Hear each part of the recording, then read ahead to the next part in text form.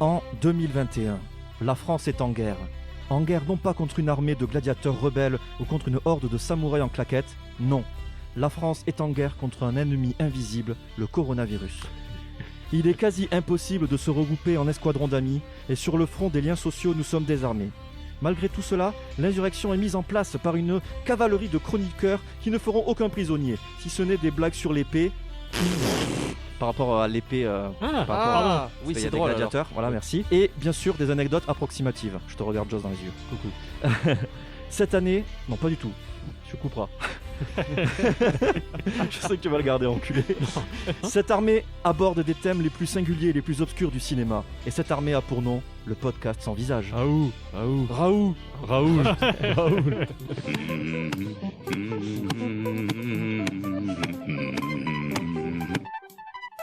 Je suis là pour te faire taper le cul par terre, mais qu'est-ce que tu veux dire marrant, comment tu marrant? Qu'est-ce que tu veux? Je veux que tu me tapes dans la gueule. Il y en a une qui s'est parfumée à mort dans le coin. C'est la période difficile du mois. Putain, je te jure.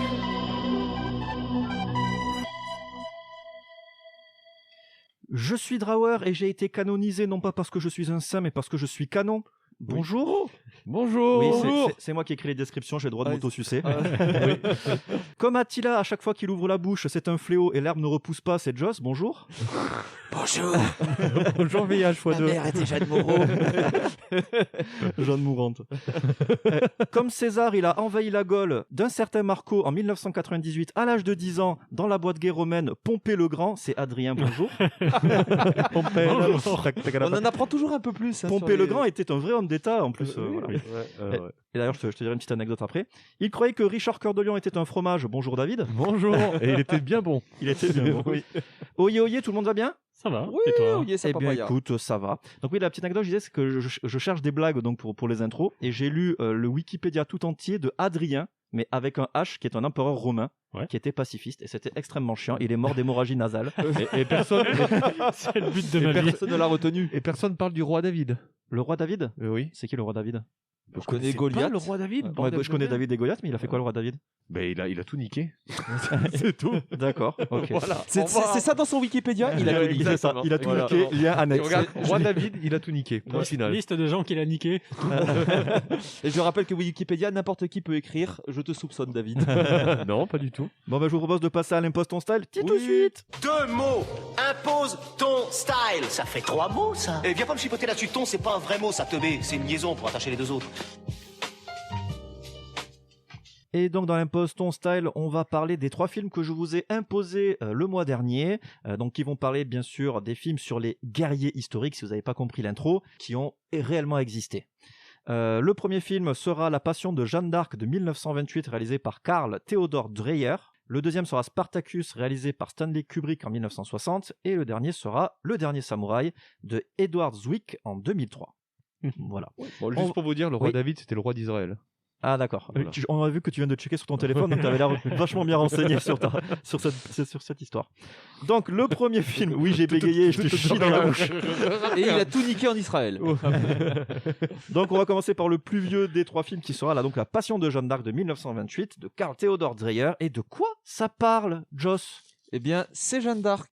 Ses derniers instants, son procès. Le film nous parle donc d'un document découvert à la Bibliothèque nationale de France, à la BNF. Bref, un document très officiel du procès de Jeanne d'Arc. Et le film donc va reprendre le procès de Jeanne d'Arc et donc après le Est-ce que tu pourrais répéter le procès de Jeanne d'Arc parce que j'ai pas le procès de Jeanne d'Arc et le petit barbecue qu'ils font à la fin. Spoiler, ça tourne mal. C'est chaud. C'est chaud. C'est chaud pour elle. Et qu'avez-vous pensé du coup de ce film, les amis? Ouais, c'est un peu vieux. Ah ben, est-ce que c'est pas le plus vieux qu'on ait critiqué dans le podcast en C'est visage? le plus vieux. C'est le plus vieux. Que j'ai vu moi. ouais, J'ai encore repoussé mes limites. Le rouquin qui se faisait tabasser par sa mère, c'était pas plus vieux? Paul de Carotte, non, c'est plus les années 30. Non, il est parlant. Il a 2 mois de plus. Il est parlant, Ouais. c'est vrai. Celui-là, il est totalement muet. Mais il Et devait non. être Ouais, Pas de parlant. musique. devait pas être de- ça. Ah oui. Il devait être parlant, ouais. Il voulait le faire en parlant et finalement suite à, j'ai pas les détails, il y a un problème technique, c'est quoi. Oui. Et ben ils l'ont fait en muet. D'accord. Mais 3D quand même. Voilà. Avec des acteurs live, Voilà, avec des couleurs noir et blanc. Et en IMAX, bien sûr. évidemment. Non, c'est un peu vieux, c'est un peu chiant comme tous les vieux films, mais c'est moins chiant que les autres, genre les Nosferatu et les trucs comme ça, un peu de la même époque. Mhm. Je les trouve moins chiants que beaucoup de vieux films comme ça. Voilà. D'accord. ok. Disons que Dans Nosferatu, il y a la dimension fantastique et tout qui est Ouais, quand même mais intéressant. c'est pas.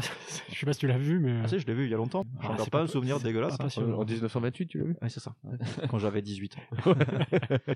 mais moi j'ai pas vraiment de point de comparaison encore une fois parce que c'est le premier muet que je vois. Tu Si, Blair Witch, non? vois. Oui, effectivement en noir et blanc, mais ouais c'est ça. Film d'avant-guerre. Oui. Film de slasher. Mais je pense que pour l'époque, on a quand même quelque chose d'assez dynamique dans les mouvements de caméra, dans les cadrages et tout. Bon, Dans après, les mouvements de caméra. oui, il y a des mouvements de Mais caméra. arrête, c'est le film, je trouve, il y a il y a le du plus de travelling. plans fixes du monde. Alors quoi. peut-être, mais ouais, je m'attendais à plus de. On n'a pas je vu- m'attendais t'as à vu- plus de plans fixes. C'est sûr, t'as pas vu le film avec Besson, Jeanne d'Arc. Ouais, grave. Tu sais qu'il y a aussi un Bresson avec Jeanne d'Arc. Ah, tu Un sais qu'il y a film de aussi Jeanne d'Arc un de Bresson chaussures. Oui. Ça n'a aucun rapport. Tu sais qu'il y a aussi un cresson. La salade. Pardon, Joss. Bon, non, mais c'est exactement ce que je voulais dire. Mais sans chaussures, je voulais en venir là. Non, mais enfin, Ouais. le film a quasiment que des plans fixes, à part sur les dernières 20 minutes, quoi. Il y a- C'est que des plans fixes rapprochés en contre-plongée ou en plongée, d'ailleurs, quand on est du point de vue D'accord. de ceux qui sont jurés. On va C'est dire. une belle plongée. Ta Non, gueule. Attends, je vais te le trouver. Tiens, voilà. Tu sais, au bout de 10 minutes, même pas. Voilà, merci. Non, mais c'est vrai, donc c'est plan rapproché le film, plan fixe le film, et une émotion le film. Mais mec, faut oui, dire, oui, faut c'est dire- mon alors, expression. attention, faut dire que ce film est assez contemporain parce que j'ai adoré les plans rapprochés de la tête de Renée, l'actrice là, Renée Zellweger, non, Renée Falconetti. Non, moi j'ai trouvé ça bien et ça m'a touché. Vraiment. Ouais, c'est- Ça alors, m'a je- vraiment je- touché, Ah j'étais ouais avec Jeanne d'Arc, ouais. T'étais à Jeanne d'Arc, ouais. Oui. Et personne n'a fait la blague de Jeanne, au secours. Ah, c'est vrai. Bah, c'est dommage parce que tu t'es spoilé donc sur. Non. Bah, on va mettre un extrait du coup peut-être. Un extrait audio Un extrait audio de La Passion de Jeanne d'Arc, un film muet. Allez. C'est parti. C'est David qui a fait les extraits. hein. Je me dédouane de tout ça.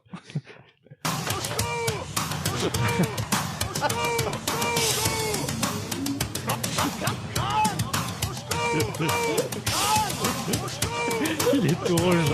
David est tout rouge. Il assume pas.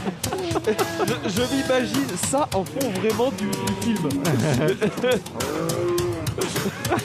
C'est horrible. Mais c'est toi qui l'as fait ou t'as trouvé ça J'ai déjà trouvé ça en fait, j'ai cherché, et j'ai trouvé ce truc, ça m'a fait marrer. C'est tellement c'était bien fait. Tellement horrible. Je suis pas du tout d'accord avec toi, David. Je trouve que Jeanne, elle est mono-expressive. Oui, à au fond, ouais. secours. Il y a Mais elle est 1000 tout le temps plans. en pleurs, mec. C'est un peu facile de dire qu'elle est mon expressive. En même temps, elle va se faire. Non, elle elle va est se tout faire le mettre temps- au bûcher. Elle a une seule Mais expression. qu'est-ce que Elle tu est veux tout qu'elle le temps fasse du Non. jonglage Si. devant ta gueule ou quoi? Mais non, elle a la dernier peur, elle a le doute, elle Mais oui. a des moments où elle est juste. Mais mec, elle va se faire buter. On te dit voilà, tu vas mourir dans 2 heures.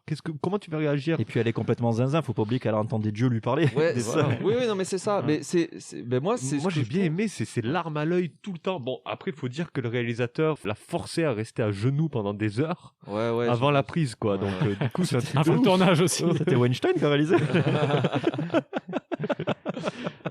Non mais ok, donc du coup toi Joss t'as pas trop aimé. Bah, en fait, donc je disais que bon, je m'attendais à plus m'ennuyer au niveau des plans, donc voilà. Mais je sais qu'il est très apprécié par les cinéastes, mais en fait, ce que je trouve vraiment dommage, c'est que le film ne se prête pas du tout à justement ces séquences-là. On est sur un tribunal. Un tribunal, ça parle énormément. Il y a très peu d'action.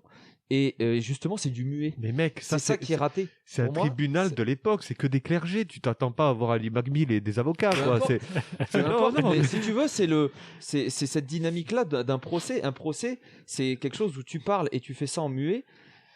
Autant la fin, enfin, tu vois, quand il y a Jeanne d'Arc, ok, ça marche davantage parce que justement, on a plus de choses qui se passent.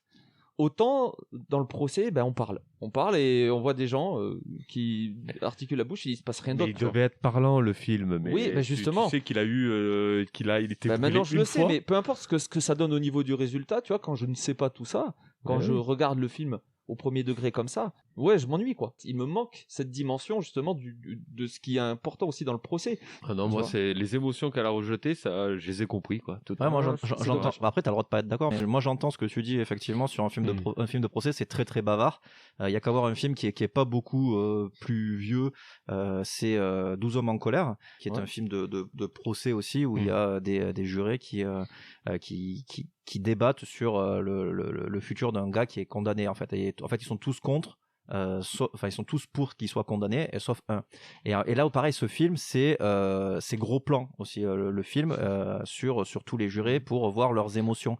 Et en fait, c'est ça qui est super intéressant, c'est de s'attarder sur les gros plans et sur les visages des protagonistes d'un film pour voir leurs émotions. Quand tu vois un personnage filmé de très très près, t'es fatalement en empathie. Il y a même un truc, moi j'ai regardé des vidéos sur YouTube sur ça, et en fait il y a des études qui ont été faites comme quoi le spectateur reproduit, quand il voit un gros plan, les mimiques des personnages qu'il voit à l'écran, il les reproduit lui-même par micro réplique, quoi, mais et du coup c'est comme ça que tu arrives à avoir encore plus d'empathie en fait avec le personnage, alors parce que tu les reproduis toi-même. C'est pour ça qu'il y a autant de gros plans dans le porno. Oui, c'est pour ça que je tout le temps la bouche alors que j'étire la langue. Non, mais je te confirme que pendant tout le film, c'est intéressant. Pendant tout le film, j'avais les sourcils froncés. C'est une galerie de sourcils froncés. La passion de t'as tous les vieux. Par contre, je trouve que tous les vieux du clergé, tout ça, on a vraiment ce truc, je trouve, typique du cinéma français. On a des gueules. Il y a vraiment des gueules dans Mais ça joue bien quand même, ça joue théâtre, quoi. Ça joue théâtre. Mais ça va. Il y a un peu de sur surjeu, mais ça doit être le muet, tu vois. Mais je trouve que. Mais en plus, c'est que le second film, c'est le second et dernier film de Maria René Falconetti. Et du coup, j'ai pas mal d'anecdotes aussi par rapport. Je savais pas que le film devait être non muet, devait être parlant. Mais j'ai vu qu'il a eu beaucoup de problèmes. Notamment, le film a été perdu pendant plusieurs années. Il a été brûlé 2 fois. Et a été retrouvé dans un asile psychiatrique italien. Et oui. Ça. Et ressurgi des femmes tel un survivant. Et le film qu'on voit là, c'est un film qui est monté à partir de plans qui ont été rejetés parce que le cut original a été accidentellement détruit aussi. Brûlé. Il est brûlé par le clergé. 2 fois brûlé. Il a été brûlé. Non. Mais c'est le cas. Il a été brûlé en fait la première fois en 1928. Le film était déjà censuré parce qu'en fait, il critiquait le clergé. Donc du coup le gars il a brûlé un accident une connerie, il a brûlé le film. Et la deuxième fois, c'est Karl Theodor Dreyer a réussi à reconstituer le film en cédant des prises originales et il a été rebrûlé. D'accord. Donc il a repris encore des prises qu'il a pas voulu. Et il faut compter que dans le film, il y a plus de 400 plans de la tête de René Falconetti. De Tamaria. Ça met toute l'ironie du truc, quoi, la pellicule qui se fait brûler. Rappelez-vous aussi de la scène de prise de sang. Est-ce que vous vous rappelez de cette scène la scène ça pisse. C'est bien fait. Quand tu rates, mais c'est tellement bien fait que c'est du vrai sang. Non. C'est un vrai bras. Alors c'est pas le bras de l'actrice de Jeanne, mais c'est un vrai bras. Ça peut pisser comme ça quand tu. Mais il est mort du coup l'acteur. Ah mais probablement. Oui. Qu'est-ce que ça vous a fait du coup, attendez, est-ce que vous avez regardé le film donc avec une bande sonore ou sans bande sonore? Avec une bande sonore. Sans bande sonore. Sans. J'ai essayé de faire vraiment nature. Nature. Et du coup, ça fait tellement bizarre de regarder un film sans aucun son où t'as juste le son de ta respiration. C'était ma première expérience vraiment de muet sans bande sonore. Et bizarrement, t'arrives quand même à accrocher. T'arrives quand même à accrocher au film, je trouve, sans bande son. Moi, j'avais peur de m'en battre les couilles et et en fait, ça va. Là, si tu décroches sur ton téléphone, c'est foutu. T'as plus non. rien du film. Ah oui, c'est ça, c'est clair. Quand il n'y avait pas de son, en fait, tu te laisses prendre par le film, quoi, parce que t'as pas d'autre choix. Mais il faut savoir que René Falconetti avait 35 ans pour jouer Jeanne la Pucelle, qui n'avait que 19 ans. C'est vrai. Et vous savez pourquoi on l'appelait la Pucelle? Ah, pourquoi? Parce qu'elle vivait dans un village qui s'appelait la Pucelle, et non pas parce que elle s'était défouraillée. Elle avait vu le loup, du coup. Non, oui, peut-être, je sais pas. Mais... c'est tout ce qui t'intéresse, toi. Oui. Peut-être qu'elle aimait pas le loup, qu'elle aimait la louve. Comment était sa vulve? C'était la question d'Adrien. Et du coup, Adrien, est-ce que tu sais quelle musique a accompagné le... Mon visionnage, en fait, je l'ai vu qu'après l'histoire des différentes bandes son. Je l'ai vu avec la bande son des années 80, je crois. Je sais pas laquelle c'est. C'était des chants d'église en fait, la plupart. Oh putain, le PLS. Ah ouais. Ça va, ça se fait. Il y a une version. Il y a pas mal de ciné-concerts sur YouTube de ce film. Oui, j'ai vu en rock aussi. Il y a un gars qui l'a fait en façon rock. Il y a Nick, un mec qui avait un bon groupe de rock dans les années 90 et qui a fait une orchestration effectivement rock prog. C'est Portishead, non, c'est pas ça? Non, ça s'appelait. Attends, je l'ai noté. Ça s'appelait Dirty Free. Et par contre, la musique apparemment c'est Voices of Light de Richard Haynorns. J'adore ton anglais. Oui, merci. On parle du tien alors que tu le pratiques tous les jours. Enculé, Et en termes d'orchestration, il y a une orchestration qui a été faite par une des stars, on va dire, de la musique de jeux vidéo qui s'appelle Jesper Kyd, qui a fait les Borderlands, Assassin's Creed, Hitman, donc pas des petits titres quand même, tu vois, c'est pas Jojo le Clodo. Okay, ouais. Et il a fait une orchestration pour Jeanne d'Arc en 2007, je crois. Et peut-être que je me laisserai tenter, tu vois, par me le refaire avec cette orchestration, parce que c'est bizarre, tu vois, qu'un mec comme ça fasse ce genre de truc. Alors, est-ce qu'on se ferait pas un petit moment historique sur Jeanne d'Arc après tout? Allez. Elle a vraiment existé. Elle a vraiment existé. Et Dior, tu vas pouvoir danser parce qu'il y a ton jingle, ta musique préférée de tous les temps. Eh ben oui, ça y est. Du plus grand des compositeurs. C'est le moment historique, c'est le moment qui est historique. On va vous raconter de belles histoires. Oh oui, c'est le moment. Voilà, c'est le moment. David, tu ne chantes pas. Si, je ne te vois jamais chanter. Si. Parce que ton regard est tellement éteint et vide, on dirait Jeanne d'Arc sur le bûcher. Oui. Je me souviens du film. Mais une larme épice du sang. Donc, point historique Jeanne d'Arc, donc née en 1412 et morte en 1431 à 19 ans, donc au bûcher à Rouen. Chef de guerre et sainte de l'église catholique, surnommée à partir du XVIe siècle la pucelle d'Orléans, et David nous a expliqué pourquoi. Elle a eu une apparition de 3 personnes qui lui ont donné l'ordre de libérer la France des Anglais.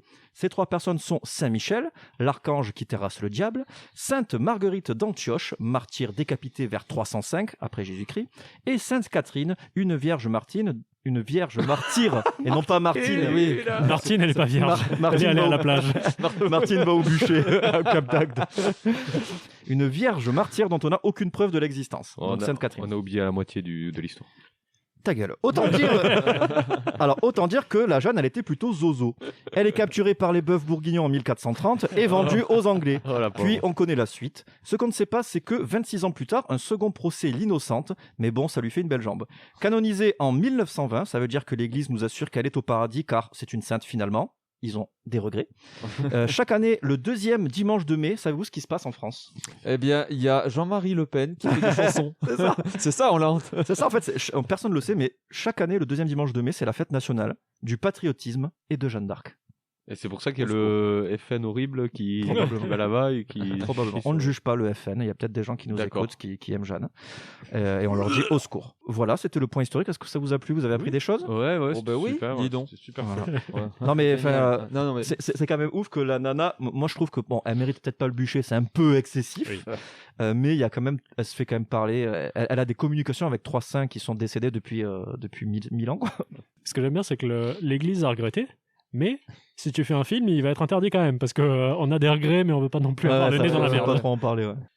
Non, mais par contre, ça dénote bien de l'injustice que ça a été à l'époque. Enfin, quand on regarde le film, et que surtout cette Église qui voulait avoir la main mise sur sa pensée unique, on va dire. C'est-à-dire que Jeanne d'Arc remettait un petit peu en cause ce qu'ils pouvaient dire. Puisqu'elle se positionnait en tant que limite au-dessus de l'église. Elle avait. Elle était tarée, quoi. Ouais, mais en tout cas, elle aimait pas bien. Plus que eux. Finalement, pas plus qu'eux, parce que. Voilà. Oui, mais elle était psychologiquement tarée. Ouais. Et elle était fanatique. Elle était un peu psychopathe, quoi. Ouais. Moi, je vous propose de passer au film suivant, si vous êtes OK. Oui. Ok. Donc le film suivant, c'est Spartacus de Stanley Kubrick de 1960. Wow, Spartanus. Allez, c'est bon, on peut passer au film. Et de quoi ça parle, Spartanus, David? Vas-y, fais-nous plaisir. La version Peggy 12. Hein. C'est un esclave nommé Spartacus qui est vendu pour devenir un gladiateur. Alors, lors d'un match à mort, Sparti est épargné par son adversaire parce que l'adversaire s'est retourné contre les Romains. Alors, pauvre adversaire, il se fait tuer. Et du coup, ça donne des ailes à Spartacus, comme la Red Bull. Et il se retourne contre placement de produit. Il se retourne contre l'Empire romain. Red Bull nous paye 0 € pour ce placement. Ouais, grave. Mais bientôt peut-être. Du coup, il se retourne contre les Romains et avec ses potes gladiateurs, il libère quelques esclaves et ils vont envahir l'Empire romain. Mais et du coup, ils se font prendre en sandwich par l'Empire romain parce qu'ils sont plus forts, quoi. Et du coup, ce qui s'est pas dit quand il a libéré des esclaves, tu vois qu'il a des esclaves, des personnes âgées, des enfants avec des armes. Là, tu dis mais c'est parti, tu vas en prendre plein la gueule. Hein. Ça, tu le sais pas, mais tu vas te prendre une giclée. Hein. Bah, lui, en fait, il s'en fout. Il veut pas monter une armée. Il veut se libérer, tu vois. Et il prend tous les esclaves. Mais il veut quand même libérer tous les esclaves. Ouais, c'est quand même beau, c'est magnifique. Puis les esclaves veulent apporter leur contribution. Quand on voit la vieille qui dit comment ça, moi non et tout, je peux faire du poison et tout. Enfin, c'est ça. Ouais. Se soulever ensemble qu'on est plus fort, quoi. Ouais. Contre la dictature romaine. Ouais, voilà. C'est ça. Et qu'avez-vous pensé de ce film alors, Spartacus? J'ai adoré. Grand film. J'ai surkiffé. t'es hypnotisé par le film du début jusqu'à la fin, même s'il dure 100 000 ans. Il dure 3h40, donc grave. Il dure, je sais plus Grave. Et les acteurs jouent bien. Là, mais rien que les plans caméra de Kubrick sont pas mal. Mais au début, c'était pas Kubrick. Hein. Ouais. C'était un autre réalisateur. Hein. C'est Kubrick qui a repris la relève à 32 ans. Il avait que 32 ans. Hein. Et même si la plupart des acteurs... C'était Anthony Mann, le premier. Ouais. Voilà. Qui a duré 15 jours. Et non pas Super. C'est son Attends, père. C'est le mec qui avait fait... Extrait audio numéro 2. C'était Kirk Douglas qui chantait.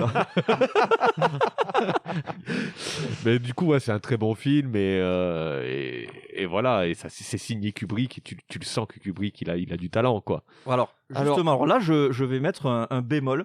Je trouve que pour un film de Kubrick, je trouve que de Kubrick il n'a que le nom quasiment, parce que en fait ils lui ont imposé quasiment tout, quoi. Mais oui, ils ont tout imposé, le scénario, il pouvait rien dire. Et genre il y a une anecdote al dente, ma c'est que c'est que un moment tu pourras le garder. C'est bien dans le thème du Spartacus, hein. Non mais c'est qu'à un moment t'as Kirk Douglas qui dit à Kubrick ouais, t'as un moment on pourrait faire une scène où il y a Spartacus, on demande où est Spartacus, et il y en a un qui dit je suis Spartacus, puis il y en a un qui fait non, c'est moi Spartacus, et là Kubrick lui fait non, mais c'est de la merde en fait. Et là, c'est la scène. Oui, c'est ça, c'est la scène culte, mais c'est de la merde. Mais faut dire que Kirk Douglas il a produit le film aussi. Oui, en partie. Oui, c'est Kirk Douglas. En fait, beaucoup avaient leur mot à dire parce que beaucoup étaient des acteurs réalisateurs, et du coup, tout le monde voulait rajouter sa patte au film. Mais Kirk Douglas, c'était un film d'ego, quoi, en fait. Oui, complètement. Mais en regardant ce film, vous n'êtes pas dit, mais putain, ils ont repris de ce film. Il y a ce film qui a repris de ce film. Il y a genre 300 qui a repris de ce film. Il y a Gladiator qui a repris de ce film. Il y a plein de films qui ont repris de ce film. Genre, c'est moi Spartacus. Non, c'est moi. Ça, c'est dans un film. C'est une pierre angulaire du plat. Ou genre, quelle est ta profession, toi? Quelle est ta profession, toi? Quelle est ta profession? C'est dans 300. T'as plein de trucs qui sont dans notre film. Bien sûr. Après, voilà, moi, je veux apporter un bémol. C'est un bon. Mais arrêtez avec bémol aussi, putain, le pauvre. C'est un bon gros film hollywoodien des familles. C'est pas le film expérimental. D'ailleurs, je crois que c'était un des plus gros budgets de l'époque. Juste après Ben Hur, ouais. Ouais, c'est ça. Ils ont repris un peu la formule de Ben Hur. 13 millions. Voilà, ça va. La formule de Ben Hur, c'était un péplum, quoi. Comme bien sûr, voilà. 13 millions de Cerster. Ils ont vu que le péplum marchait et ils ont fait ça.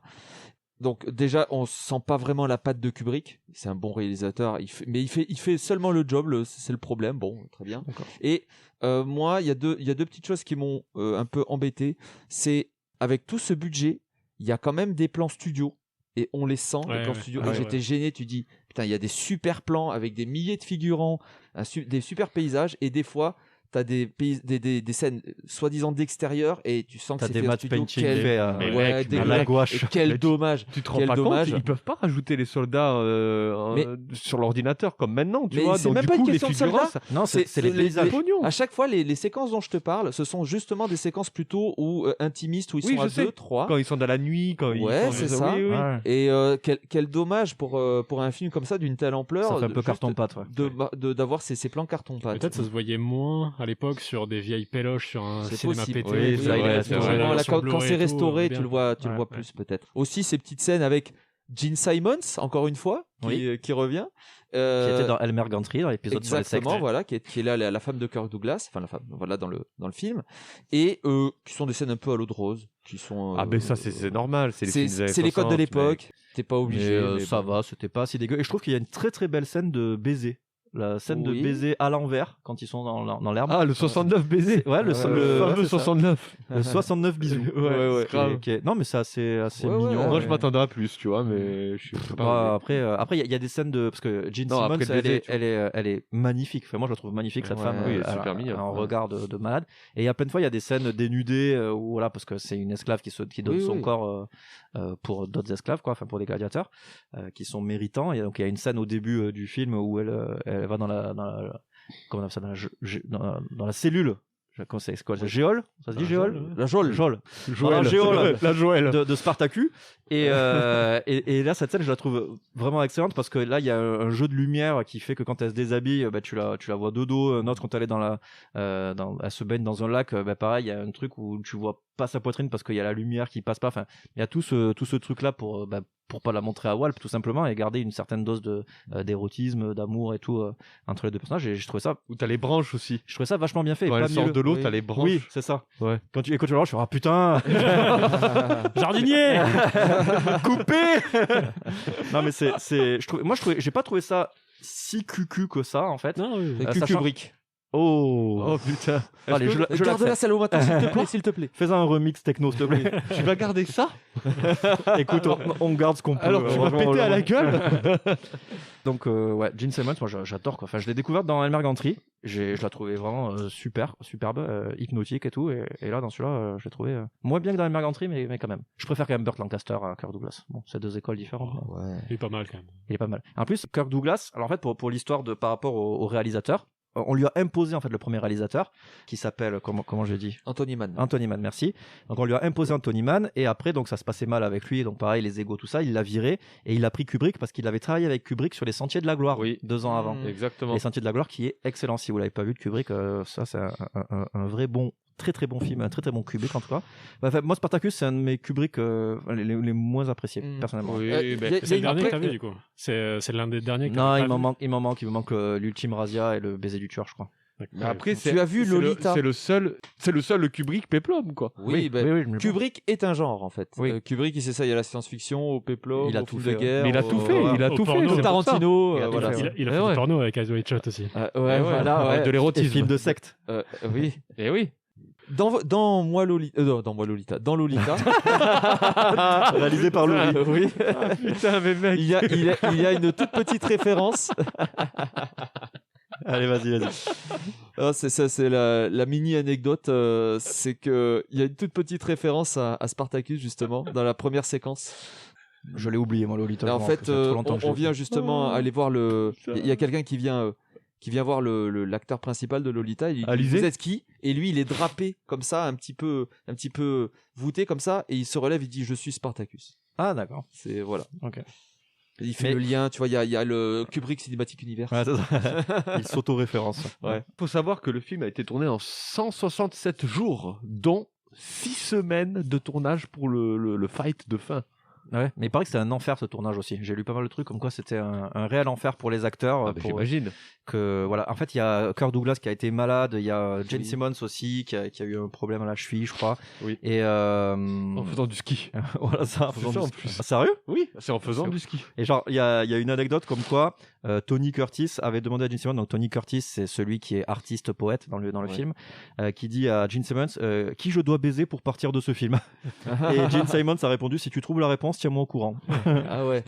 Et dites-vous que Jeanne Moreau devait faire le personnage de la femme de Spartacus. Oui. Ah bon? Et oui, et elle a refusé. J'ai une anecdote qui est peut-être liée, j'en sais rien, mais j'extrapole. C'est que Kubrick, il avait un contrat à l'année, enfin à vie en fait, avec un studio, je sais pas si c'est la Paramount ou un truc comme ça, et qui tourne ou qui tourne pas, il était payé pareil. Donc une fortune. Et du coup, il faisait des tournages qui duraient 2 ans, interminables, et de toute manière, il était payé pareil, donc les studios de prod l'acceptaient, parce que sinon c'était soit ça, soit un film qui mettait des années à se faire, soit il était payé à rien foutre. D'accord. Donc peut-être que Spartacus fait partie de ça en fait, que c'est pour ça que les tournages de Kubrick sont interminables. Bah après, je sais pas s'ils font des trucs interminables par rapport à un seul acteur qui serait payé non-stop quoi. Parce que après ils doivent payer les autres acteurs pendant le tournage. Donc, mais ils faisaient pas des si grosses prods que ça en fait. Pour des trucs du niveau de Spartacus, c'était vraiment, il y avait pas beaucoup de gens sur les tournages, il paraît. Pas là quand pour tu vois tous les figurants, c'est la blinde. Les figurants, mais l'équipe technique et tout, il y avait vraiment, ils tournaient en mode minimaliste et ils faisaient des trucs énormes pour. Ils tournaient à l'iPhone. iPhone 2.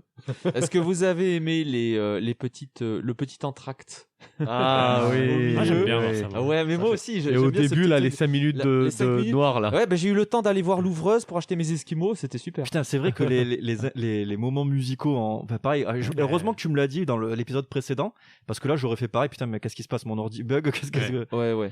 Complètement. Ouais. Mais tu as ça aussi dans les films d'époque. Je me souviens dans Le Rose d'Arabie, c'est la même, et c'est un petit truc de l'époque, mais moi j'aime bien. Bah ouais, c'est sympa. En fait, ça laisse aux gens le temps de s'asseoir, d'aller acheter leur popcorn. C'est ça. À l'époque, tu pouvais pas mettre pause. C'est un film qui a eu 4 Oscars, si je dis pas de conneries. C'est ça. Je sais pas. Dont un Oscar pour Peter Ustinov qui joue le figurant Batiatus. Oui. Celui qui J'aime tient le beaucoup camp ce d'esclaves. rôle. J'aime beaucoup ce rôle qui est. Il est vachement bien. Ouais, très bien. qui est toujours ces rôles entre deux, comment dire, entre deux feux, tu sais. Mais c'est le même gars que dans Gladiator. Comment il s'appelle le gars de Gladiator, celui qui achète des esclaves aussi. Ah, je c'est sais- le même oui. gars. Ah oui. Parce qu'à la fin, il l'aide. Il aide C'est ça, ouais. Maximus, Ouais. tu vois. Et ce gars a eu 2 Oscars dans sa vie, hein, mine de rien, cet acteur-là. Pas mal. Ouais, Peter Ustinov. Bien. L'autre dans le film qui s'appelle Top Capi. Enfin, je sais pas ce que c'est. Chocapic. Top Capi. Très bien. Est-ce que vous avez autre chose à rajouter sur ce film ou est-ce qu'on fait un petit Fourchette. point historique sur Spartacus quand même? Parce que Allez, Spartacus- petit point historique. Attends, Jamais non. on n'a même pas écouté un extrait, on écoute un C'est petit extrait vrai, quand même. Putain, j'ai Dis 2 donc. extraits là. Ah ouais, il faut. Je veux que vous deveniez mes amis. Et je veux devenir votre ami aussi. Tout ce que j'exige, c'est que vous soyez obéissants.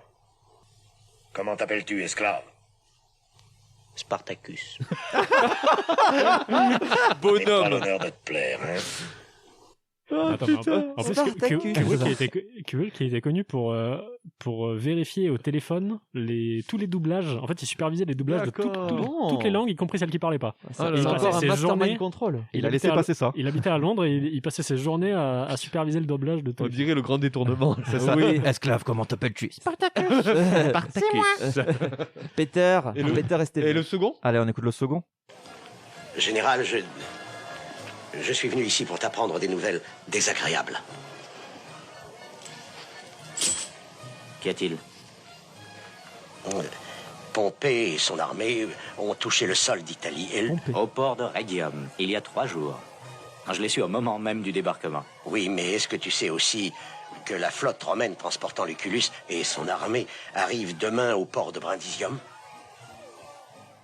Et oui, là, il s'aperçoit qu'il a pris en sandwich. C'est ça. Et d'ailleurs, j'avais envie d'évoquer la séquence d'avant, enfin la première fois où il le voit, où il négocie, et je trouve que tout est dans une phrase, une petite tirade qu'il a sur justement la mort par rapport aux esclaves. Il dit mais ne crains-tu pas de mourir? Ah oui. Et il lui dit nous les esclaves justement, la mort est une libération pour eux. Et t'as tout là la clé de compréhension du film quoi.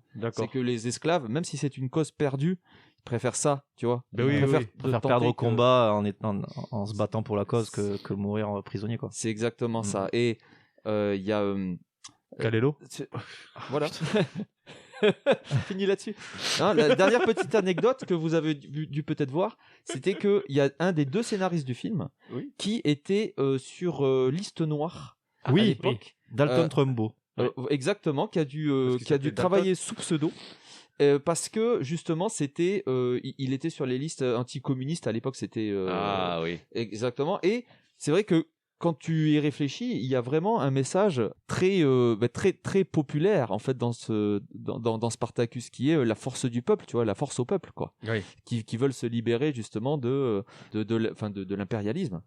Alors en fait, tu fais très bien d'en parler parce que j'en parlerai dans le point historique après tout, parce que c'est super intéressant la liste noire d'Hollywood. Je connaissais pas avant. Le macartisme, c'est ça. Et en fait, au final, Dalton Trumbo a pas travaillé sous pseudo dans ce film-là parce que la liste noire a été abolie en 1960, année de sortie du film. Donc il a pu être crédité avec son vrai nom.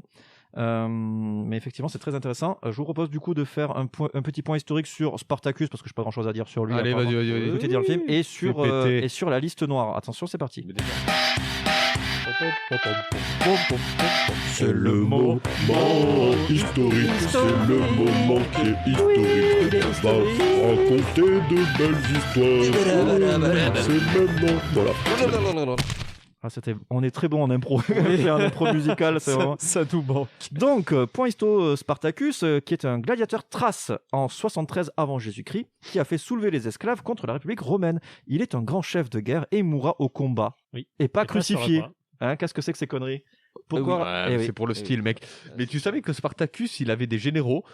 Et en fait, il a commencé à être gladiateur avec 3 Gaulois. Et ces 3 Gaulois l'ont suivi jusqu'au bout. Astérix, et Obélix et Idéfix. Non, c'était ses généraux. Donc du coup, Spartacus le Thrace, qui était avec ses 3 Gaulois. Énorme. Contre l'Empire romain. Et donc la liste noire d'Hollywood, qu'est-ce que c'est? C'est une liste d'artistes à qui les studios hollywoodiens refusaient tout emploi parce qu'ils les soupçonnaient de sympathie avec le Parti communiste américain. Elle fut créée en 1947 à la suite d'une annonce de la Motion Picture Association of America. J'adore ton anglais. ta gueule. Si la liste fut abolie en 1960, ses effets se sont encore ressentis pendant le reste des années 60. Charlie Chaplin, mis sur la liste au début des années 50, dut quitter les États-Unis. Au cours des années 50, la plupart furent obligés pour survivre de travailler clandestinement, souvent sous couvert d'un pseudonyme, comme le disait Joss. C'est horrible. Oui, C'est horrible, mais ça n'arrive plus aujourd'hui, par exemple avec Disney. Mais ça arrive toujours aujourd'hui, mec. Exactement. Regarde Weinstein. Non, je rigole. Putain, on a droppé 2 fois son nom dans une émission. Ouais, c'est horrible, on va arrêter horrible. de parler de cet enculé. C'est de l'humour noir. Hein, Petite anecdote rigolote avant de passer au film suivant, si vous êtes OK. Jane Simmons retrouvera le bébé qu'elle enfante dans le film 30 ans plus tard dans l'industrie du cinéma en tant que stunt woman. C'était son vrai bébé. Non. Voilà. Stunt woman. Dans quoi? Mais on l'a vu dans quoi? Je t'ai pas renseigné? Dans Godzilla. Elle fait le lézard. Elle joue le feu. On n'a pas parlé des cascades, le rocher. des cascades dans Spartacus, mais il y a un mec à un moment donné, il se mange une grille sur la gueule. Ouais. Oui. T'as vu les gars qui se font écraser par le feu? Ouais, c'est ça. C'est étonnant ça. Il y a des gens qui sont morts dans ce film, c'est pas possible. C'est vrai honnêtement, les cascades de séquences taré, les séquences avec le feu, elles sont vachement j'ai louché dessus pour voir un pareil. petit peu, tu sais. Tu le vois, tu sais, quand c'est vraiment des cascadeurs Mais pros tu louches sur déjà. oui, c'est pour ça. Mais là, j'avais une excuse. Et là, vraiment, c'est criant de vérité, quoi. Mais carrément, bravo, elles sont bien faites, hein, je trouve, Bravo, les cascades hein, pour 1960. Ouais. Et le gars qui se fait couper le bras, parce que tout le monde, je pense que vous l'avez vu ce passage où le gars se fait couper le bras. Oui. Et voilà, c'était le seul passage gore. Oui, c'est vrai, du film. mais il est bien. Il est surprenant, du coup. C'est vrai. Ça pisse un peu le sang, mais c'était son vrai bras, c'est pour ça. Voilà. C'est le même que pour Jeanne d'Arc. Oui, c'était le même. C'est l'autre bras. C'était le même. C'est le stuntman spécial bras. Après, il a fait le Chevalier Noir dans Sacré Graal. Bon, je vous propose de passer au troisième et dernier film qui sera le dernier samouraï de Edward Zwick de 2003. Et de quoi ça parle, le dernier samouraï, Adrien? Eh ben, ça parle d'un soldat américain qui est recruté par l'empereur japonais, quelque chose comme ça, pour entraîner des soldats japonais, pour apprendre la guerre à l'américaine à des soldats japonais, pour mater une espèce de rébellion de samouraïs. Je sais pas comment on va Mais dire. pourquoi ils mettent cette 19e, rébellion hein, ouais. Explique pourquoi ils mettent cette rébellion. J'ai oublié, je l'ai vu ce matin, donc j'ai oublié. Ah oui, c'était il y a longtemps. Et le mec va, un peu comme dans Avatar et dans Pocahontas et tout ça, les belles références. Putain, mais mec, Danse avec les loups, tout ça, va finir par sympathiser avec les méchants et découvrir leur culture et baiser leurs femmes.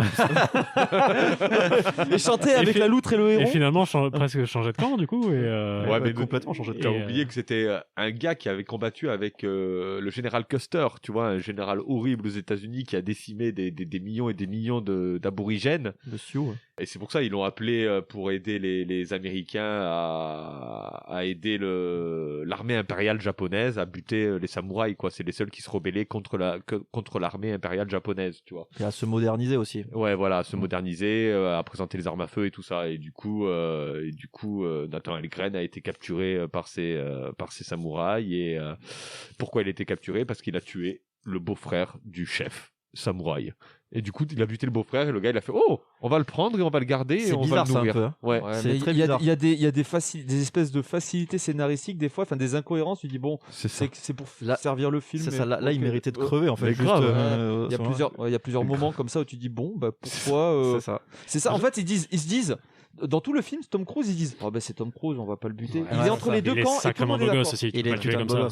Après, moi, je trouve tout le monde chie sur Tom Cruise, mais j'adore Tom Cruise. Ah non. Et je trouve acteur. que respect sur cet acteur parce qu'il a avant le tournage de ce film, il s'est préparé pendant 1 an au kendo, tu sais le sabre japonais, à des arts martiaux japonais, et il a appris le japonais aussi pendant 1 an avant le tournage du film. Et il a bu du whisky. Ouais.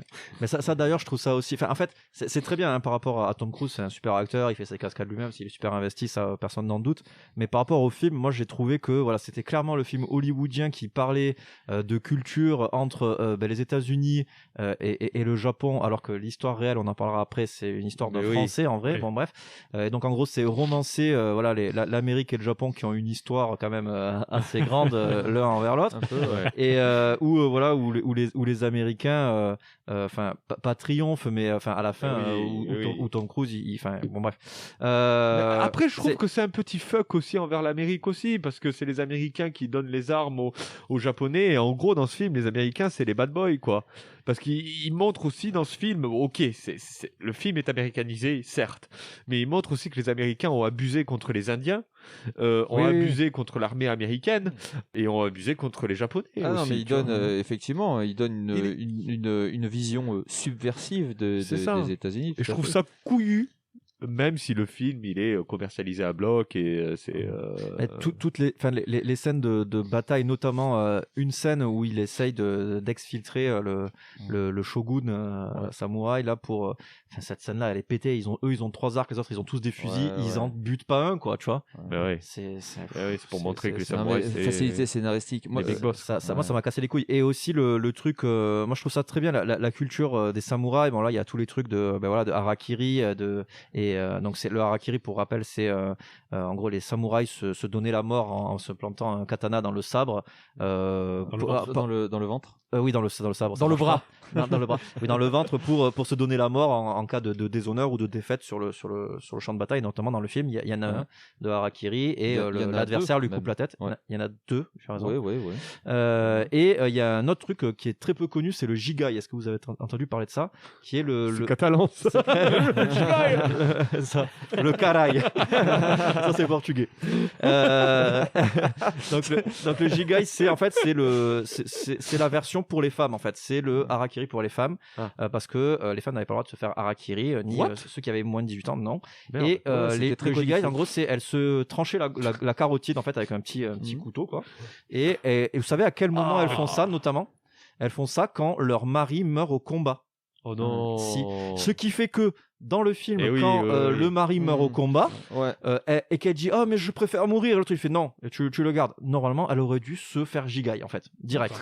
et elle l'a pas fait. Et non seulement elle l'accueille, elle le nourrit, elle lui laisse avec ses gosses, elle l'embrasse. Mais c'est what the fuck, quoi, tu vois. Ça n'a aucun putain de sens, quoi. Mais non, c'est américanisé à bloc. C'est très code américain. Mais c'est ça, complètement. Je trouve que c'est un code japonais qu'on n'a pas du tout. Même quand il y a le chef de guerre les 2 chefs de guerre qui se détestent, ils se réunissent dans une espèce de réunion où il veut pas retirer son sabre, tout ça là. Je veux dire, t'as l'ennemi d'en face devant toi avec toute ton armée autour. Et le mec, il y a une espèce de code d'honneur de non, ok, il est là pour la réunion des ministres, on va le laisser repartir tranquillou et tout. Ça n'arrivera jamais dans la vraie vie. Bien sûr. J'ai du mal à capter ça, en fait. C'est ça, ils le capturent, ils partent sur des discussions, comment tu t'appelles et tout. Enfin, ils font ami, alors qu'il y a aucune tension entre les deux. Même dès le début, dès qu'ils le capturent, tu vois, il est là, tranquillou, il se balade dans le village, il a juste un garde du corps qui veille au grain et tout, mais à aucun moment tu te dis putain, mais Tom Cruise il va avoir des problèmes, quoi. Juste il en a un avec qui il fait les entraînements, un autre samouraï qui voit qu'il l'a un peu à la mauvaise, machin, mais pas plus, quoi. Ça. À aucun moment tu le sens en danger, que Tom Cruise. C'est ça me fait chier, quoi. En fait, je vais vous dire, moi sur ce film, c'est pas un mauvais film, du tout. C'est divertissant, mais voilà. Mais en fait, c'est peut-être, alors c'est mon ressenti à moi, en fait, c'est que j'ai un phénomène de lassitude, parce que ce film, je l'ai vu déjà. J'ai vu Danse avec les loups. Je t'ai bourré. Non. J'ai vu Danse avec les loups. J'ai vu Braveheart. J'ai vu Gladiator. Mais mec, j'ai vu 300. Attends, arrête. Tu vas pas dire que t'as vu Gladiator en regardant ce film. Non, mais il y a des éléments de tous ces films. Si tu veux, ce film, je l'ai déjà vu, mais c'est juste qu'on a mis un skin Tom Cruise et Japon. C'est ça. Mais dis-toi que The Patriot. Quand j'étais adolescent, je kiffais ce film. Non, mais je le regardais 5-6 fois. Alors attention, ce film, je l'aurais vu. C'est pour ça que je dis que c'est pas un mauvais film. C'est pas un mauvais film. C'est que je l'aurais vu à l'époque, j'aurais dit ok, comme j'avais dit ok à The Patriot, comme j'avais dit ok à Danse avec les loups. Mais ça reprend tous les codes et ça dépasse pas d'un poil, quoi. Mais ce qui est bien dans ce film, c'est que t'es avec lui, en fait. Tu vis avec les samouraïs, tu vis à la façon japonaise. Bah non, c'est trop américanisé. C'est trop américain, c'est trop propre. Mais moi ça me sort du film. J'étais pas dans le film. Je trouve que t'es dans un pays des bisounours avec lui, avec Tom Cruise, que tu t'entraînes avec Tom Cruise. Ouais, mais t'es pas dans le film. Oui. T'es devant un divertissement et ça te laisse en dehors du film. Est-ce que l'un de vous a vu aussi le 13e guerrier? Oui, oui. Et ben voilà, on y est aussi, quoi. Non, le Si, le 13e guerrier, le mec, il est embrigadé, et au départ, il le moque, etc. Et au bout d'un moment, pareil, il est avec eux, et après, c'est leur frère d'armes, quoi. Vraiment.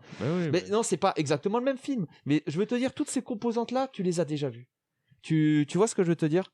C'est Danse avec les loups, crossover, 13e guerrier, crossover, Gladiator. Enfin, la seule originalité pour moi de ce film, qui n'est pas un mauvais film, qui est réalisé proprement. Et pour ceux qui ont aimé ces films et qui n'en sont pas lassés, je dis allez-y, il n'y a pas de problème.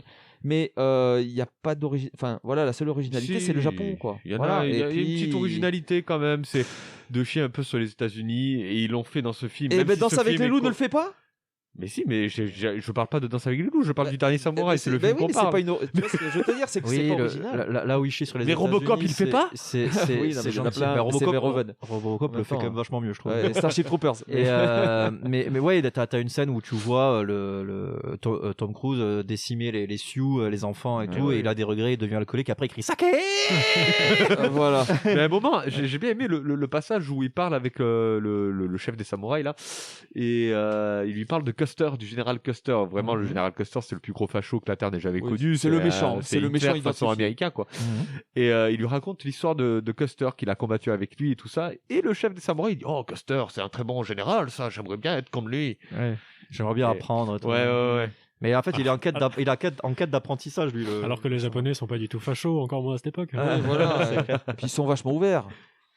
Non, mais enfin, ouais. En fait, voilà. Moi, je trouve que c'est typiquement un bon divertissement. Tu passes pas un mauvais moment à le regarder, mais enfin, t'as rien. Enfin, ça apporte pas grand-chose, quoi. Ah bah oui. Je trouve, enfin, quand même, comme beaucoup de films de Tom Cruise, c'est pas du tout du foutage de gueule. Il y a des figurants de partout, des costumes de partout. Ouais. Il y a beaucoup de films. Il y a beaucoup de films pour lesquels ils seraient pas trop cassé le cul. Ils auraient fait ça en 3D. Ouais. Et là, les seuls moments où il y a de la 3D, c'est les trucs où il n'y a pas le choix, quoi. Mais c'est 2003 quand même. Il faut savoir que Tom Cruise, il a failli être décapité pendant ce film. Ah ouais?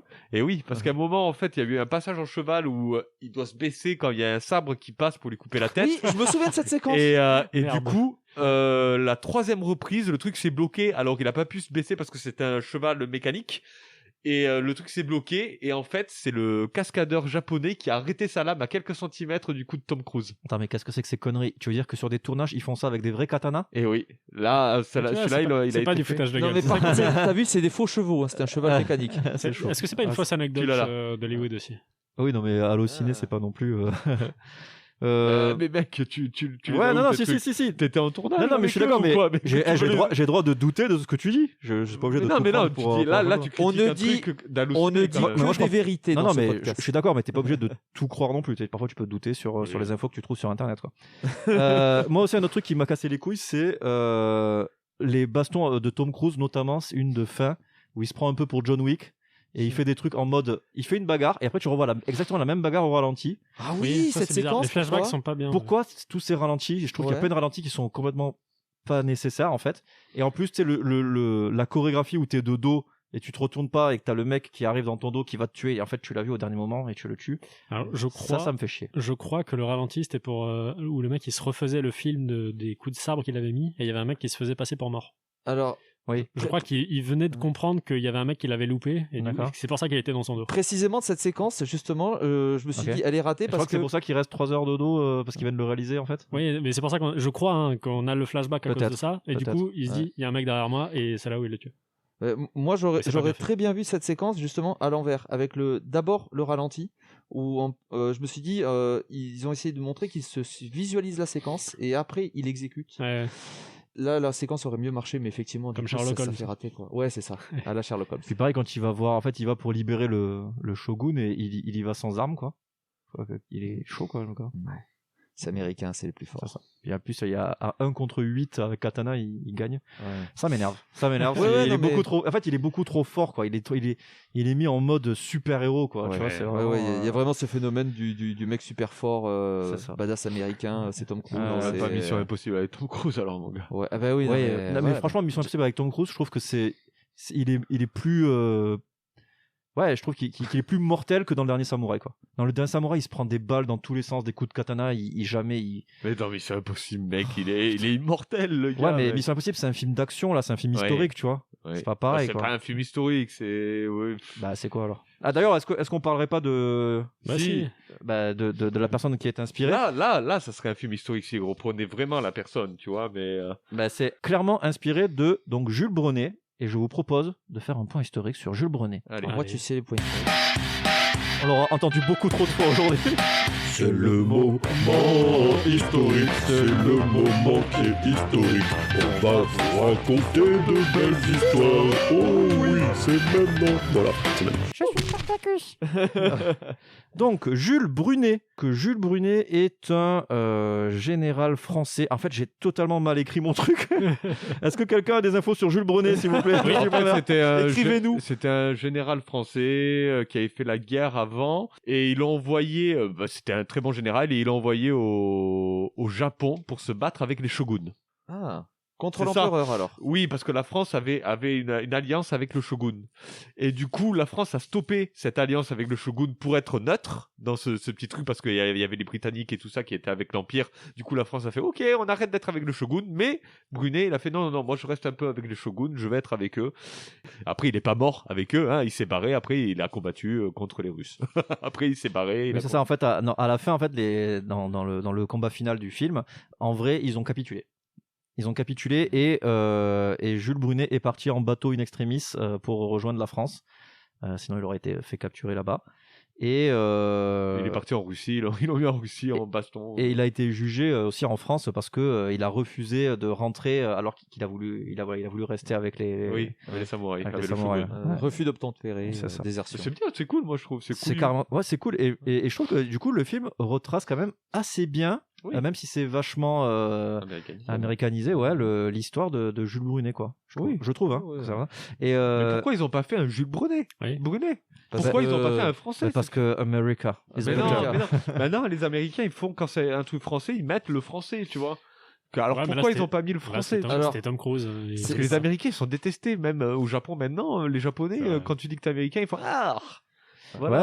Ouais, non, mais moi je suis d'accord, hein, ça aurait été mieux avec un français, là, avec Tom Cruise, ça nique le game, mais... Oui, mais n'oubliez pas, on est sur un film hollywoodien, on veut faire des recettes, donc on américanise les références. Ça va beaucoup plus parler au marché américain. Les Américains, maintenant, les Américains, ils font beaucoup de films où c'est les Français et ils mettent en avant les Français, même si c'est joué par les Américains. Quand tu dis maintenant, c'est maintenant ou en 2003? Parce que le film est de 2003. Mais je te dis maintenant, depuis 2010.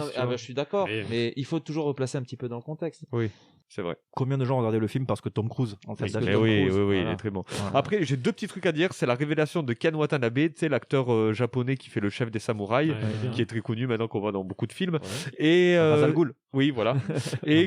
et que c'est John Logan, le scénariste de ce film, et John Logan, c'était le scénariste aussi de Gladiator. Voilà.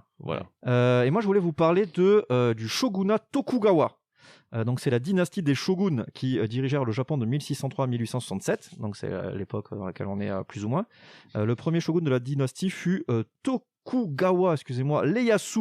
C'est pire que l'anglais. Tu parles japonais comme l'anglais. Pire que l'anglais. Et le dernier fut Tokugawa Yoshinobu. Le règne est plus connu sous le nom d'époque Edo. Et savez-vous que la ville Edo, donc je crois, si je dis pas de conneries, que c'est la ville dans laquelle ils débarquent en bateau un moment quand ils vont dans la grande ville. Et savez-vous quelle est la ville d'Edo? C'est Tokyo. C'est Tokyo. Ouais. Voilà. Et ça, je trouve ça assez rigolo. Et avant, la capitale, c'était Kyoto. Oui, Japon. Oui, tout à fait. Et puis, ils se sont plantés dans les syllabes, ils ont fait, c'est bon. C'est ça, c'est un anagramme, on y va. Noise, est-ce que c'est bon pour vous? On a dit tout ce qu'on a craché tout après, tout ce qui se passe au Japon, tout ce qui se passe au Japon, c'est cool, parce que j'aime bien ce pays, le Japon aussi. Donc, ça me fait plaisir aussi de voir Le Dernier Samouraï, parce que ça parle du Japon. Je suis content. C'est un film de cascadeur. Je trouve que c'est très bien fait comme ça. Voilà. Ouais. C'est un bon divertissement, faut y aller quand même. C'est un film du dimanche après-midi. On peut dire ça? Un extrait, s'il vous plaît. Je te le laisse, bien sûr. Voilà. D'accord. Le Japon s'est mis en tête de devenir un pays civilisé. Et M. Omura, ici présent, est prêt à dépenser ce qu'il faudra pour engager des experts blancs pour entraîner son armée. C'est la voix de Dennis Quaid. Et si nous jouons bien nos cartes, l'empereur accorde aux États-Unis le droit exclusif de la fourniture d'armes. Ok. J'ai l'impression qu'il dit Monsieur Ourai, tu sais. Omura. Omurai? Ouais, Omura. Parce que du coup, j'ai Mais une là- blague, c'est Monsieur et Madame Ouraille ont un fils. Cet, Sam. cet Sam. extrait explique en gros, vous allez aller au Japon. Ouais. niquer, le C'est ça, tout. c'est l'élément déclencheur vraiment Voilà. du. Très bien, on s'écoute le deuxième. Allez. Alors vous allez vous ôter la vie. Dans la honte.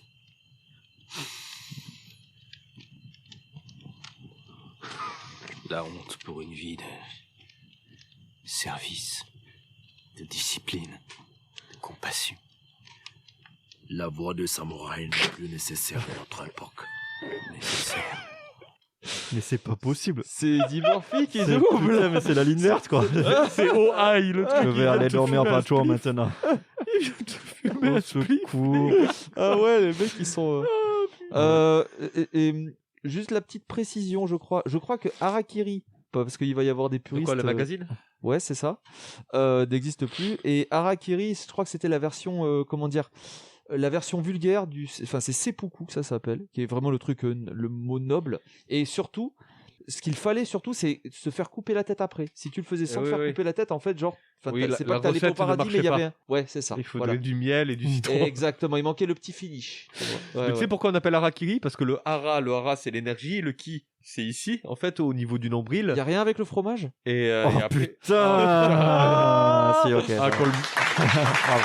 Merci. Une Putain, mais standing. tu veux pas le mettre à la cave? Moi, je le mets à la cave. Dans mon cœur, il y a la cave de mon Nique cœur. cave. Je propose de passer au quartier libre avant que cela dégénère. Seulement quand on a tout perdu qu'on est libre de faire tout ce qu'on veut.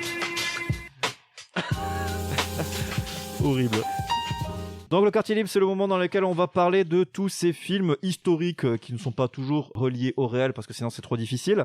Voilà, donc on va drop namer des noms de films. Ok.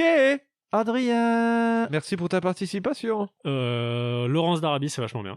C'est formidable. C'est Première Guerre mondiale, un général anglais qui détourne un champ de bataille et qui se dit tiens, on va attaquer par de l'autre côté. Et de l'autre côté, il y a un désert, on peut pas. Si, on va y aller quand même. Et c'est un grand film, comme Spartacus, un peu un truc de 3 heures avec un interlude de milieu de mémoire, je crois. Ouais. Oui. Et la musique est extraordinaire. C'est génial. Au bar Sharif. Oui, voilà. Okay. Laurence d'Arabie, c'est Et fabuleux. du sable.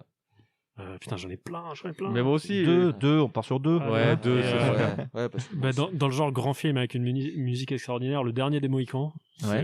c'est le dernier des Mohicans. Avec Daniel Day-Lewis. Daniel Day-Lewis, ouais. C'était quasiment une guerre mondiale en Qui fait. était dans My Left Foot. C'était une guerre dans les années au 19e siècle, mais une vraie guerre mondiale, et je ne sais pas pourquoi c'est pas celle-là, la première guerre mondiale, où les Français, les Anglais, pour faire chier les Anglais, ils essayaient d'armer les Indiens, pour que les Indiens attaquent les Anglais, parce qu'ils étaient quand même occupés. Et du coup, le Daniel Day-Lewis, il essaie d'aller voir les Indiens pour sympathiser avec eux et se rebeller contre les occupants anglais. De mémoire, hein, ça fait longtemps que je l'ai pas vu. Okay. C'est génial aussi. C'est un grand film historique avec musique folle et tout, formidable. Et tu vois, voilà, il y a encore dans le dernier des Mohicans, voilà, on retrouve encore un élément du dernier samouraï, quoi. Ouais. Le mec qui va dans une autre culture. Déjà le okay, titre. Okay. Joss? Oui. Attends, je vais remercier Adrien quand même parce que ça fait longtemps que je l'ai pas remercié correctement. Pour ta On a des auditeurs qui attendent ce jingle. Je vais citer des évidents et puis après, s'il en reste, il y aura Mais Gladiator. Voilà. Je peux faire une introduction plus longue pour citer les films? Oui, Gladiator.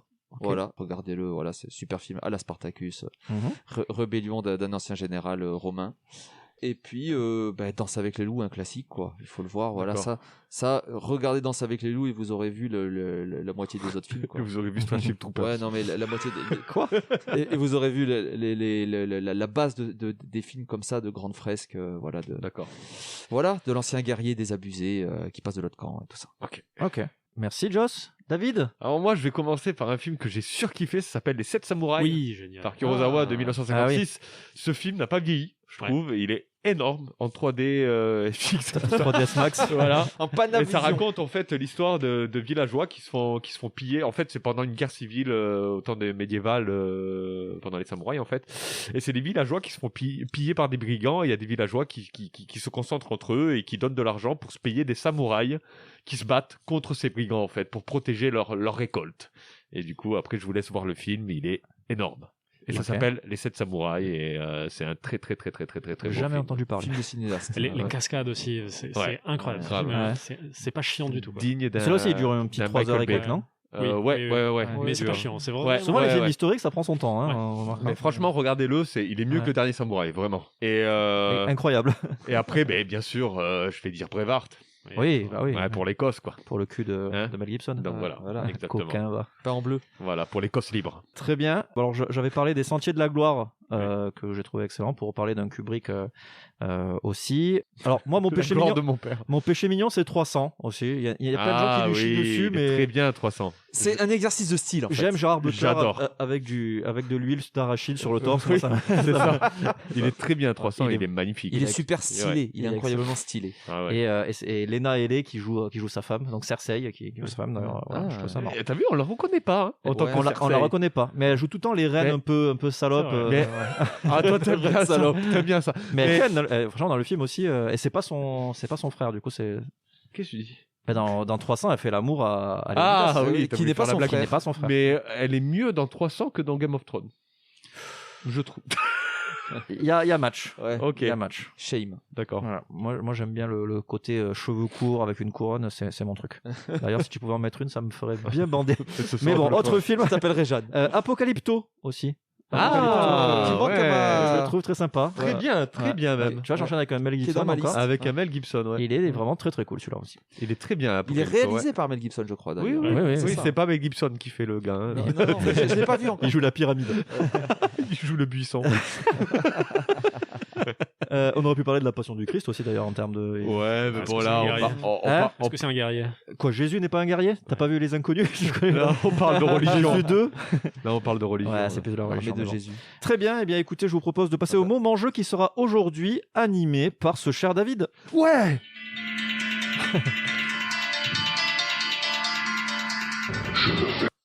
Ah, j'ai coupé trop tôt. Voilà.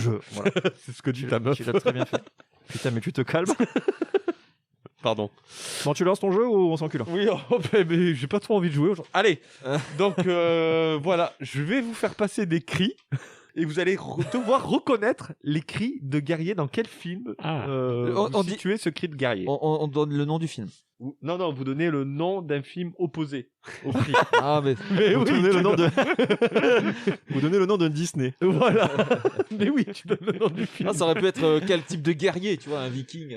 Ah, ben j'ai mal révisé. Je suis sûr que t'as mis un porno. Sûr. Si tu l'as pas fait, je serais très déçu. Je l'ai pas fait, je suis désolé. Non, il y a quand même des enfants qui nous écoutent. Heureusement qu'il y a Joss. Heureusement qu'il y a Joss qui met le microphone de la gorge. Allez, on va commencer par le cri numéro 1. C'est parti. C'est facile. This is Sparta! Ça, c'est beau quand même. Évidemment. Léonidas, les chocolats. Ludovic. C'était Gladiator. 300. Très bien. Adrien. Ouais, On l'a tous, 300. Allez, c'est très bien. Maintenant, ça va être un peu plus dur. C'est facile à monter tout ça.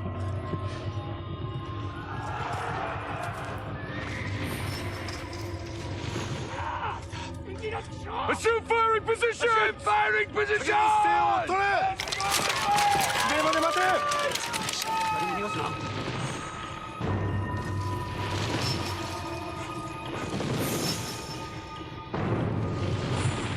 Fire on my order only! Je vais tenter Soldat Ryan. Mais non, c'est le dernier samouraï. Gladiator. C'est le dernier samouraï. Je l'ai vu il y a pas longtemps, c'est pour ça. Ouais. Ok, d'accord. Ok. Joli. Cri numéro 3. You know what's there? Waiting beyond that beach. Immortality. Take it. It's yours.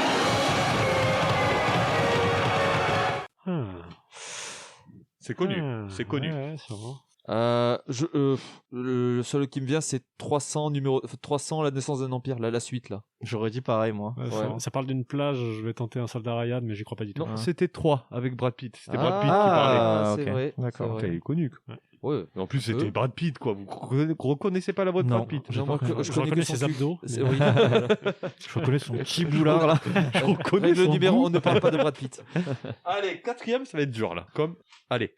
Comme Brad Pitt. If you are lost for words, then let the sword speak for you. Take it! Show the people the power of Excalibur! Ouh, ça sent l'Écosse, hein. Ouais, c'est... Ah, bah alors, Braveheart? Je vais tenter The Outlooking. Ouais, Braveheart, vas-y. Vous êtes débile. Et juste à la fin, j'ai mis exprès le truc. Ah oui, mais je l'ai pas saisi. Vous l'avez dit. Hein. Écoutez la fin. If you are lost for words, then let the sword speak for you. Take it! Show the people the power of Excalibur! Ah, Excalibur. Eh oui. Excalibur, C'est King Arthur, les gars, putain. Mais juste à la fin, j'ai fait exprès. Vous l'avez pas trouvé, vous êtes débile. Cri numéro 5. Ah ben, il est Excalibur.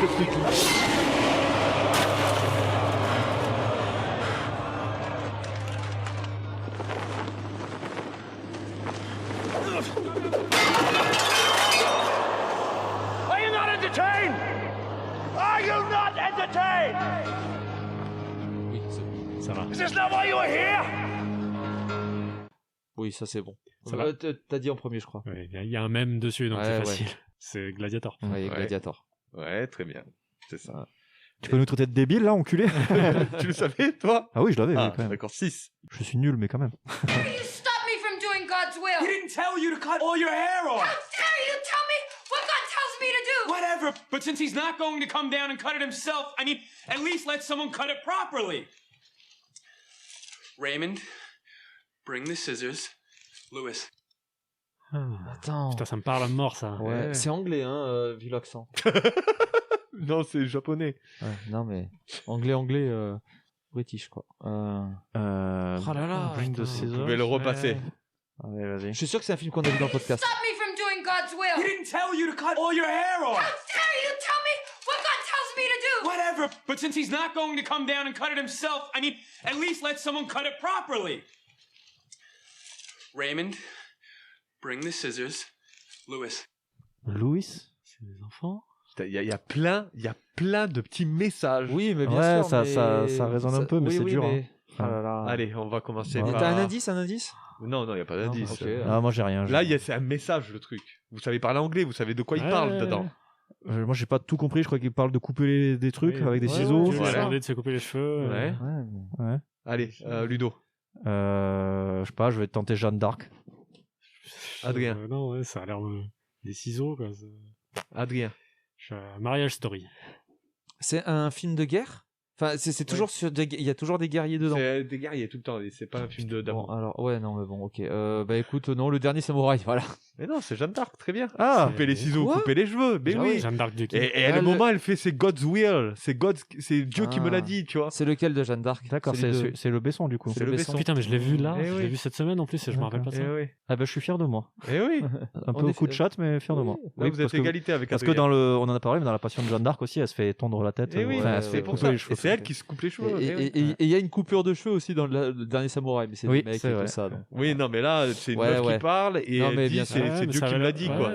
Ça avait l'air d'être fait. Il y avait tous les messages en fait du film. On en était au 6 ou là au 7, mais dans le dernier. Le 7, allez, c'est parti. C'est facile. From this day to that, for one chance, just one chance, to come back here and tell our enemies that they may take our lives, but they'll never take our freedom. Bon, ça, si c'est pas Braveheart. C'est Braveheart. C'est Braveheart, ça? C'est Braveheart. Ah, okay. Moi, j'aurais failli dire Alexandre, mais. Mais c'est l'accent. C'est l'accent. Vous l'avez vu la suite de Braveheart sur Netflix là? Oui, c'est Braveheart, c'est ça. Vous l'avez vu la suite de Braveheart sur Netflix, The Outlooking? Ah non, je savais même pas que ça existait. Enfin, c'est une fausse suite de ce qui se passe après. C'est vachement bien en vrai. Ok. Voilà. Avec la nana de Midsommar qui avait 15 ans et qui vole la vedette. Et le film est vraiment très très bien. Ok.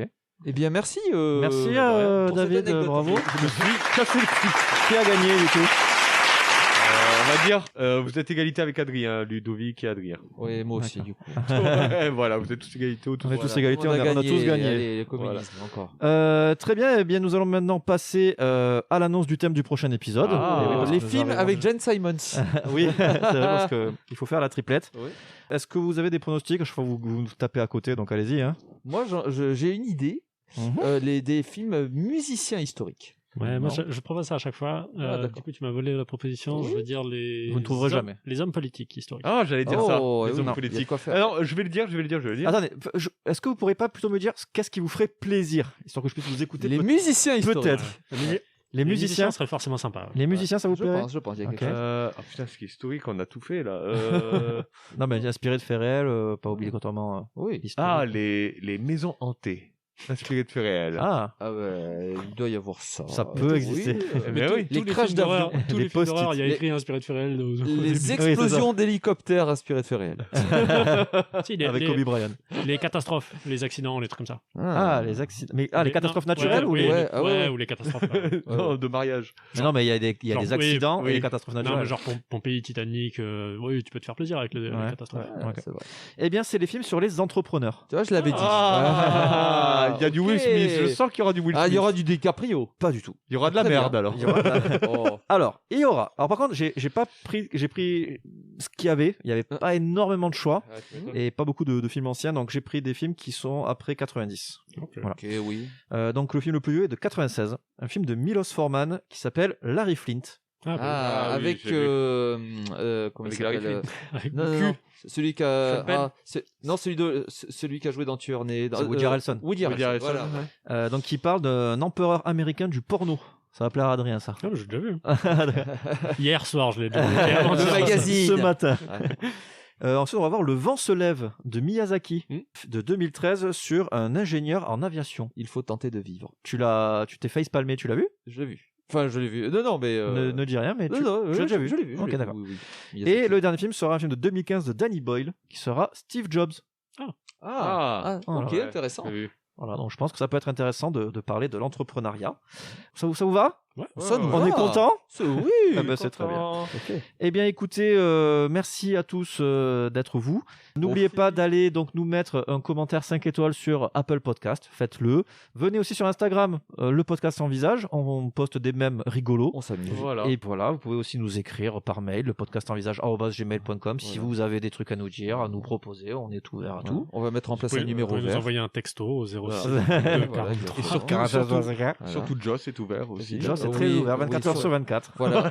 Allez sur mon Minitel. Vous pouvez y aller. On l'appelle le 7-Eleven. 3615 Jojo le Clodo. Voilà, bon, mais merci les copains. On embrasse Aude qui était malheureusement absente dans ce podcast. On lui fait des bisous. Mais On elle la reviendra retrouvera plus forte. peut-être le mois prochain. Ok. Bisous. Bisous. Ciao.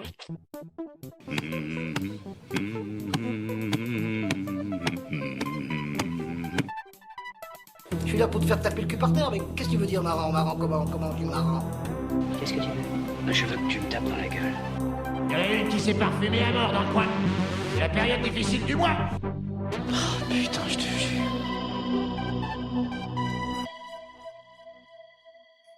Tu sais ce qu'aurait été bien comme extrait audio, je viens d'y penser. Qu'est-ce que c'est une gueule de guerrier ça? Ça c'est une gueule de guerrier. Ah oui. Je viens d'y penser. Eh ouais, c'était Il a toujours pas Colonel coupé. Hartman. Hein? Oui, il faut le mettre Oui. à jaquette. T'as toujours pas coupé, on est d'accord? Oui, mais c'est bon. Oui, mais c'est pas un film. Non, je sais, mais c'est Je vends une 405 break. Tu vois. Et il gueule en plus, donc c'est. Putain. Je sais que j'aurais dû mettre un film porno aussi, mais bon, après c'est. On peut pas penser à tout. Ouais, mais imagine, on trouve après. Ça, c'est Rocco Siffredi et ça, c'est Sacha bien. Grey. Ça, c'est bien Khalifa, ça. Il faut qu'on fasse l'épisode spécial porno. Ça. Mais oui.